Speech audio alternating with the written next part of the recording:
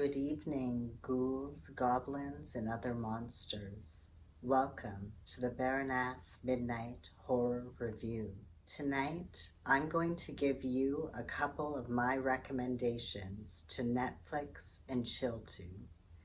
Actually, I'm not sure these are on Netflix. Tonight, I'm going to give you a couple of my recommendations to horror movie and chill to.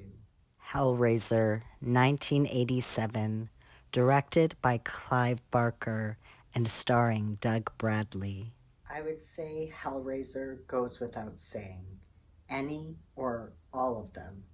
Hellraiser is one of the kinkiest of the horror movie classics. If you weren't kinky before you saw Hellraiser, you may have been kinky after you saw Hellraiser. The aesthetic alone is a BDSM delight. Even if you're not into the kink scene, this movie is super sexy. They're really good body horror, which I always think is a delicious treat on a date. And also, they're just great, fun scares. So it's a good conversation topic. The new Hellraiser is incredible and definitely a really good conversation starter. So even if you don't relate to the kink aspect of these movies, I think they're a fantastic date night movie. Bones and All, 2022, directed by Luca Guadagnino and starring Taylor Russell and Timothy Chalamet. This movie is a perfect horror movie and chill pick on so many levels. It's super romantic. If you're weird like me and love horror romance, this one is a must see. It revolves around two people who are falling in love and connecting and are both really isolated in that they both happen to be cannibals. This movie is said to be really gross, but I actually didn't find it gross. I'm a huge body horror fan, so I really love some good body horror, and this definitely fed me that. But also, I found it to be a really beautiful portrayal of human connection. I felt really connected to the characters and their story throughout, and it had a lot of really unique complexities to it and layers that they put on top of the romance. Really good horror, but it was truly romantic in my eyes. It's definitely weird in that it's not mainstream. The actors, however, I think are quite mainstream. I've seen them in a lot of different things, and I think they're both incredible. And they were marvelous in this movie, and their connection was truly believable, which really helped. All in all, if you want something a little bit different, this is a great date night pick. It also will definitely give you something to talk about, and if not, you can always chill throughout the movie. Thirst, 2009, directed by Park Chan-wook, starring Song Kang-ho and Cha Hee-jin. I watched this one quite some time back, and I actually haven't watched it since, but I would really like to because it really took me. It truly made me thirsty.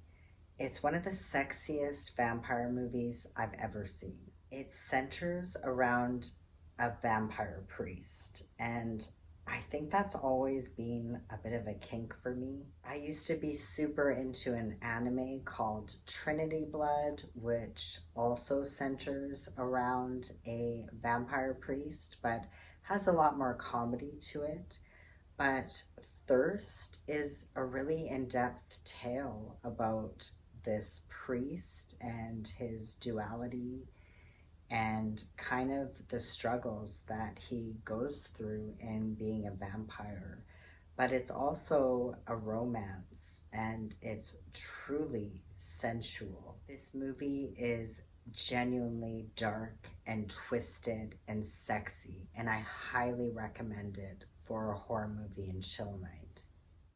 Interview with the Vampire 2021 television series based on the Vampire Chronicles by Anne Rice and developed by Robin Jones, starring Sam Reed and Jacob Anderson. The new Interview with the Vampire series, the first season, is one of the sexiest things I've ever seen. If you're in for a long date night, this one is a really good one to watch. It has a lot of good conversation pieces. It centers around the same things that the original did, but it dives in more into Louis and his story in New Orleans, which is really powerful. And as we all know, Anne Rice is gifted in giving us the best vampire gay eroticism, and this show really gives it to us. These vampires are so hot and so gay, and there are so many very sexy, bloody vampire scenes if you're into that. And other hot gay side stories with these main two Lestat and Louis vampires. And it's honestly so incredibly pleasurable on TV. I haven't seen sexy gay TV like that for a while, and it's really thrilling to watch. I haven't watched the second season yet, but the first season is loaded with so much gore, great stories, so much to give you to talk about, but truly so incredibly hot, especially if you're gay for guys. Super sexy vampire stuff. Watch it.